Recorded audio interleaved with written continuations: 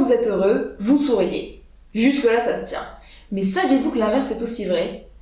Quand vous souriez, même si vous vous forcez, vous avez plus de chances de vous sentir heureux. En fait, votre esprit influence votre corps. Ok, mais votre corps influence aussi votre esprit. Et ça, c'est le sujet de cette vidéo. Alors, à vos théières, et c'est parti.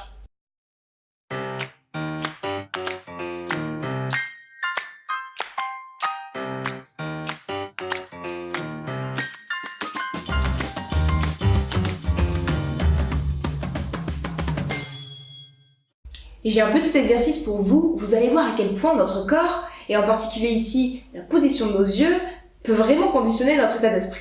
Vous pouvez mettre la vidéo en pause le temps de vous installer dans un endroit calme, neutre. Alors pour faire cet exercice, il vous suffit de vous asseoir, vous vous tenez droit, une position dans laquelle vous vous sentez assez détendu. Voilà. Alors vous allez diriger vos yeux vers le bas. Et pendant que vous avez le regard toujours dirigé vers le bas, essayez de vous remémorer un souvenir triste. Essayez de rappeler à vous les émotions, les sensations, essayez de visualiser les détails, essayez de vous replonger dans cette atmosphère triste, d'accord? Toujours avec les yeux vers le bas. Donc vous vous êtes bien plongé dans ce sentiment-là.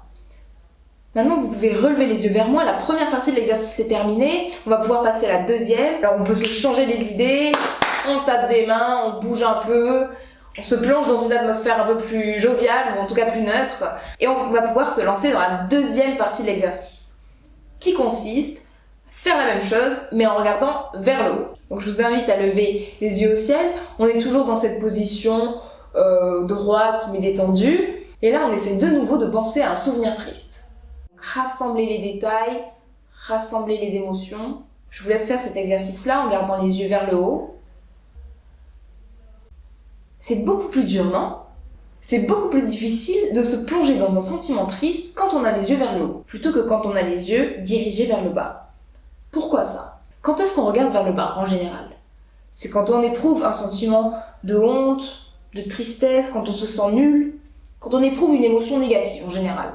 Naturellement, on a tendance à regarder vers le bas. Eh bien, en fait, l'inverse est aussi vrai. Quand on regarde vers le bas, on prédispose notre cerveau à ressentir une émotion négative. Dans cette position-là, on n'a donc aucun mal à se remémorer quelque chose de triste. Au contraire, regarder vers le haut, c'est synonyme d'une émotion plus positive, de la fierté, de la joie. C'est naturel, on a tendance à regarder vers le haut. Et de la même façon, se forcer à regarder vers le haut, c'est quelque part prédisposer notre cerveau à une émotion plus positive. Et alors moi, je trouve que c'est une découverte vraiment fascinante, de se dire que notre posture, ou même la position de nos yeux, peut déterminer, ou en tout cas influencer notre humeur intérieure. Et c'est d'autant plus cool qu'on ne sait pas forcément comment modifier directement notre humeur.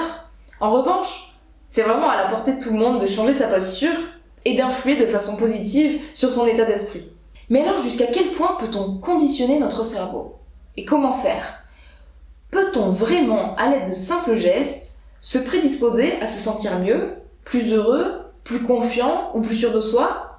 Ce sont des questions auxquelles la chercheuse Amy Cuddy a cherché à apporter des réponses. Et elle nous en parle notamment dans un TEDx super intéressant dont je mets le lien juste en dessous dans la description. Au cours de ses recherches, cette psychologue américaine s'est intéressée à la notion de pouvoir, dans le sens de confiance en soi, ce sentiment d'assurance. Elle est partie de l'observation simple qu'un individu, ou même un animal, qui se sent sûr de lui, qui se sent puissant, il a tendance à se grandir, à s'étirer, à s'ouvrir, à prendre de l'espace. Alors qu'une personne qui se sent impuissante, qu'est-ce qu'elle fait? Au contraire, elle se fait toute petite, elle se recroqueville. Bien sûr, j'imagine que ce sont des phénomènes que vous avez déjà observés. En d'autres termes, les sentiments de puissance ou d'impuissance se traduisent par ce qu'on appelle des comportements non-verbaux, c'est-à-dire la posture, la position des yeux, etc. Ce dont on parlait tout à l'heure. Le docteur Cuddy s'est alors demandé si modifier les comportements non-verbaux d'une personne, même pour un temps très court, pouvait modifier son sentiment de puissance ou d'impuissance. Et les résultats sont impressionnants. Pendant l'expérience, la moitié des volontaires devaient se tenir pendant 2 minutes dans une position de gagnant.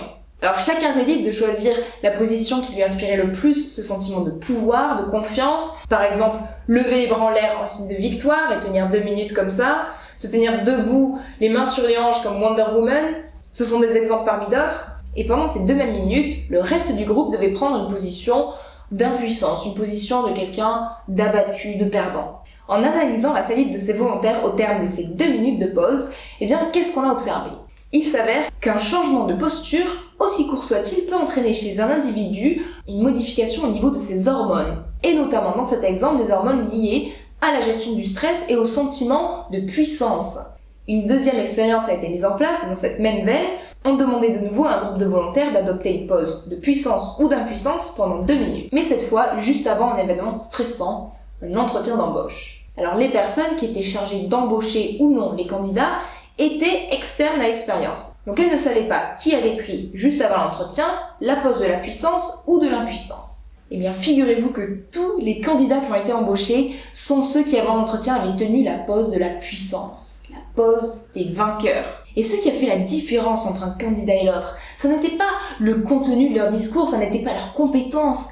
Non, c'était leur présence, c'était leur enthousiasme, c'était la passion avec laquelle ils présentaient leurs idées, avec laquelle ils parlaient de leurs projets. C'est incroyable de se dire qu'une modification de notre posture peut générer chez nous un changement hormonal qui va influencer de manière positive notre état d'esprit et donc notre comportement et qui finalement va augmenter nos chances de succès. Comme l'encourageait à le faire la psychologue Cuddy, la prochaine fois, avant d'affronter une situation stressante, eh bien n'hésitez pas à prendre 2 minutes pour poser comme un vainqueur.